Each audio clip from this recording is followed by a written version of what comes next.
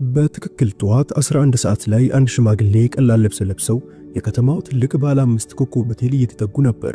ስሙ ሞሃንጋል ነበር። አሮጌ ጆንያ ይዘው ነበር። ነገር ግን ሆቴሉ በር ላይ እንደደረሱ የጥበቃ ሰራተኛ ፊቱ ወዲያውኑ በብስጭት ተኮማተረ።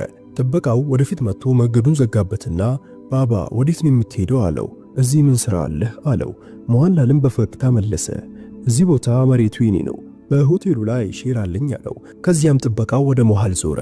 ባባ ተሳስተ መሆን አለበት። ይህ በጣም የቅንጦት ሆቴል ስለሆነ አንድ ሰው ስህተት የሰራብህ ይሆናል። ትልልቅና አስፈላጊ ሰዎች እዚህ ይመጣሉ። ተራ ሰው ሊከፍለው አይችልም። ልክ በዛን ጊዜ የሆቴል አስተናጋጅ ፕሪያ ሳክሴን ውይይቱን ሰማች። አይኗን በሞሃል ላይ ጣለች። ከራስ ፀጉር እስከ እግሩ ድረስ ተመለከተችው እና ትንሽ ፈገግታ ከንፈሮቿ ላይም ታየ። የእንኳን ደህና መጣችሁ ሳይሆን የንቀትና የፌዝ ነበር።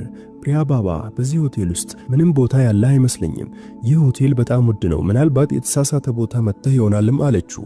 ሞሃንላል በተመሳሳይ መረጋጋት መለሰ፣ ልጄ አንድ ጊዜ ተመልከቺ፣ ምናልባት ቦታ ማስያዣው የኔ ነው፣ እዚህ ሊሆን ይችላል።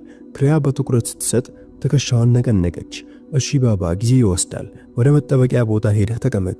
ሞሃንላል ራሱን ነቀነቀና በደስታ ወደ መጠበቂያ ቦታም ሄደ። በሎቢው ውስጥ የነበሩ ብዙ እንግዶች በሚገርም እይታ እየተመለከቱት ነበር።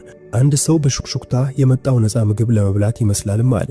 ሌላው ደግሞ እዚህ አንድ ብርጭቆ ውሃ እንኳን ለመግዛት አቅም የለውም አለ። ሞሃንላል ሁሉም ነገር እየሰማ ነበር፣ ነገር ግን ዝም አለ። ጥግ ላይ ባለው ወንበር ላይ ተቀመጠ።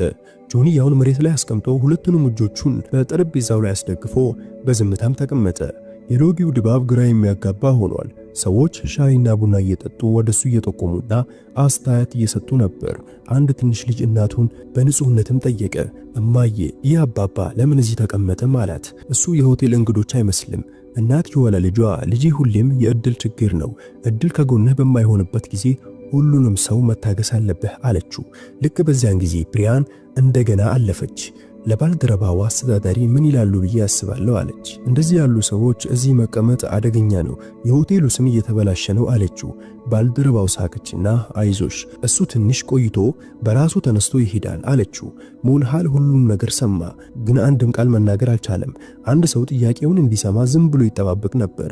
ሙሉ ሰዓት ተቀምጦ ቆየ። አንዳንዴ ሰዓቱን እየተመለከተ አንዳንዴ ደግሞ ወደ ተቀባይ ስፍራው እያየ አንድ ሰው መጥቶ ኦ ባባ ቦታ አስይዘዋል ይለዋል ብሎ ተስፋ አድርጎ ነበር። ግን ይህ አልሆነም። ሞሃንላል ቀስ ብሎ ወንበሩ ላይ ተደግፎ ተነሳ። ወደ ተቀባይ ስፍራ ተመለከተና ልጄ ስራ በዝቶብሽ ከሆነ አስተዳደርሽን ጥሪልኝ፣ ከእርሳቸውም ጋር አንዳንድ አስፈላጊ ነገሮች ማውራት እፈልጋለሁ አላት። ፕሪያ በውስጥ ምን ግንኙነት ይፈልጋል ብላ አሰበች።